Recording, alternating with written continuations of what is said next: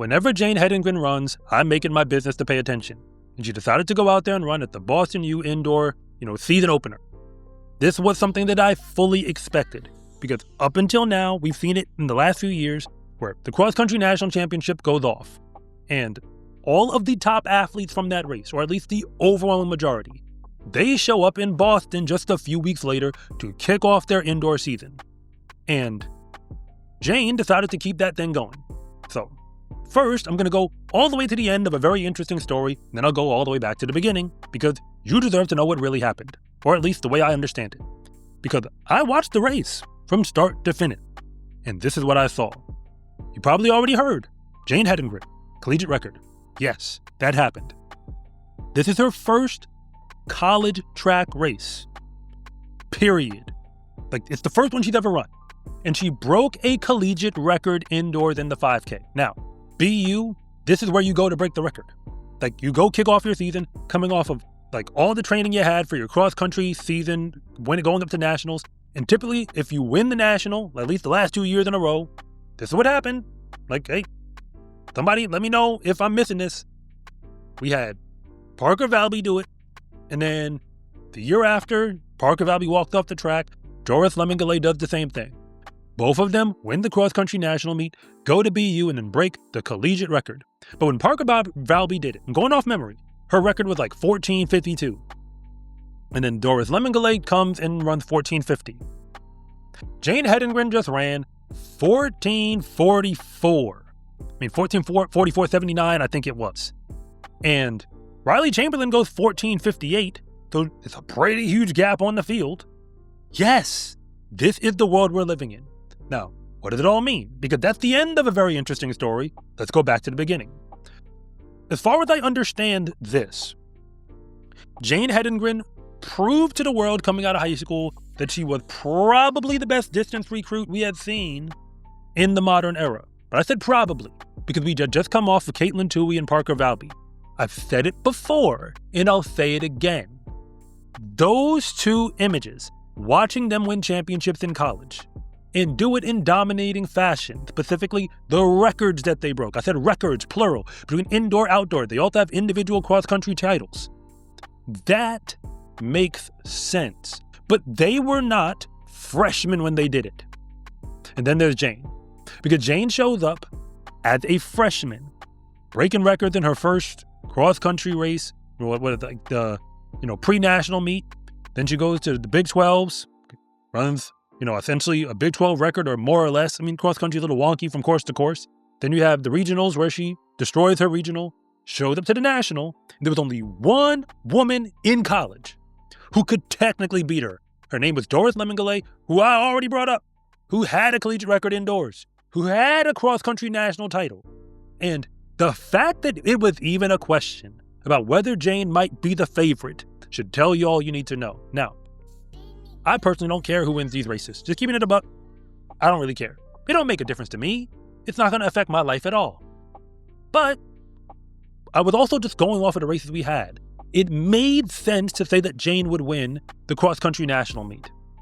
And she didn't win. Doris held her off, dropped her with maybe half a mile to go, more or less. Was able to, put a pretty convincing victory as far as cross-country goes. Shout out to her. Remember, she's a collegiate record holder. But she ain't a collegiate record holder anymore indoors. Not in that event. Not after what Jane just did. But if you're new here, I want to say thank you for even making it this far into the video. And I'm Coach Rob, the founder of SCARecruiting.com, where I rank the best track and field recruits across the entire nation. And if anything that I say actually connects with you, it is always greatly appreciated if you would please like and subscribe. But if I don't, just let me know in the comment section, because I try to read them all. So it's kind of like, to me, I look at it like a gotcha moment, where Jane did lose at the cross-country national meet individually. It wouldn't have made a difference for the team title, so it really was just about her, because BYU wasn't going to win, even if that 1 point came back. But now to go indoors and run faster than any woman in a college uniform has ever run, puts her pretty high up there on the American, all-time list for this event. I think Elise Cranny ran faster. Come on, man. This is how we're starting the negotiations. as far as the Jane Hedengren experience goes, because that's what we're doing, we are out here watching Jane run. If you care about distance running at all, you can see this woman coming. The only question is, how long are we going to get to watch this version of Jane Hedengren? Because when it comes to the NCAA and then what comes after it, it's incredibly unclear in the distance community. I'm going off of past history, speaking about American women in the long distance events. Caitlin Toohey lit it up in the NCAA, all the high school records prior. Since that moment, we haven't seen her run much as a pro. Once again, somebody tell me if I'm missing it. We haven't seen her run much. Certainly not in races that are on the, biggest of stages. Winning or, making Team USA, World Championships, Olympics, we didn't see her. Parker Valby did make the Olympic team in 2024. That happened. 2025, due to injury and so on, we didn't see much. Now we're heading into a new year. It's not a linear progression. Going from college distance running to what we do at the pro level clearly is not an easy transition. But Jane Hedengren's going to have to make that move at some point. Because forget about college. When you go out there and run the indoor collegiate record in the 5K, the rest of this season is just a formality. Certainly indoors. First off, she ain't got to run no more races. She just got to go get her body back, get ready, cycle back some training so that she can, I guess, help her team at Big 12. But notice I said, I guess. Because considering Riley Chamberlain was the second fastest woman in this race, in college track, like getting 10 points and 8 points, it does make a difference when it comes to team titles. But my point, it's not that serious. Like, to be real, Big 12s, I don't know how high that is a priority, indoors anyway, for BYU. Nationals, I expect them to put Jane there. And when she goes, she's going to win. She just has to run like Jane. Like what Jane just did, that's it. Y'all ain't beating that. Nobody in history has beaten that. Parker Valby and Doris Lemingale both came off of these collegiate records, and they did not lose after that in an NCAA. So that's a foregone conclusion. We're now determining, because indoor, we don't even get to watch her anymore. Like I said, we're watching Jane pretend to be like everybody else. That's how I feel about it, because she ain't like them anymore. I did not expect her to show up to college and be better than any woman who's running in college immediately.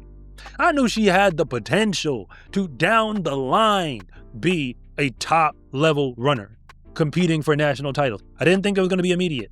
And now that it is, yes, we can wait around to see her outdoors, but if you didn't watch the race, because I watched it from start to finish, I watched the Pacers. I watched the Pacers drop out. I watched Jane start to separate with, Pamela Kosgei. I watched, them kind of run, make it look like it was a race for a while. Then I watched her drop off Pamela and leave. And when I say leave, she wasn't coming back. Then I watched her start lapping people. I was watching these races with my sons. They're very young, like preschool aged. And they're like, what's happening? Because they see Jane, they see her running away from, Pamela, who's in second. They see the large stretch. And by the time you get to the point where you're lapping people, my sons are asking questions. They're like, wait, what is she doing? Is she in second? Is she behind? I'm like, no. She's so fast, she's lapping them. Then I got to try to explain what lapping somebody is to a child, like a toddler. That's where we're starting the negotiations. BU is supposed to be giving us, in this invitational race, the best distance runners that we have in college. For the most part. Maybe Doris could have went there and broke her own record. I think that's fair. And maybe that's how you feel about it. And yeah, I guess in theory, it's not a lock that, Jane Hedengren is going to win the NCAA indoor in the 5K. Like, we've seen the double, like the 3K, 5K double indoors. They're basically the same event if you're asking me as somebody who did coach distance in the past. The idea that we run both, I get it for point scoring purposes, but we watched the double be done so many times that I guess it's nowhere near as impressive as it probably should be. It's just, again, my perspectives from this side of the tracks. But now we really do have to drill down on what will be the future for Jane Hedengren. This experience, this moment, it came and now it's gone. Fully expected she was going to be at BU, and I knew that she would be the biggest story. The men had a great race. It went all the way down to the line. 3 men, Abden Samuel, Gary Martin, the last name is escaping me. Please forgive me. Yes, that was, if you love distance running, that was a big deal. But Jane stole the show. Other things are happening in the NCAA, I'm sure. Other races are going down. Athletes are putting down performances. Once again, congratulations to them. But when it comes to Jane Hedengren right now, she is knocking on the door, because fine, maybe you don't want to give her the crown because she didn't win the national title yet. But she's already far ahead of schedule. What somebody who is a freshman in college, who's only run 1 track race till this moment, she's far ahead of schedule for where this is supposed to end. And when you get this far ahead of schedule, normally your career doesn't last that long in the NCAA. I actually made it all the way to the end of this video. I do have to admit that thank you doesn't do it justice anymore, because you are a real one. And if you want more from me beyond this video, on SCArecruiting.com, you can get a ton of resources, like my free recruiting guide, online courses, and much more, including the option to meet with me one-on-one, where my specialty is helping you figure out which schools might actually be the best fit for you. And if nothing else, and you really just want to see more content like this, it is always greatly appreciated if you would please like and subscribe.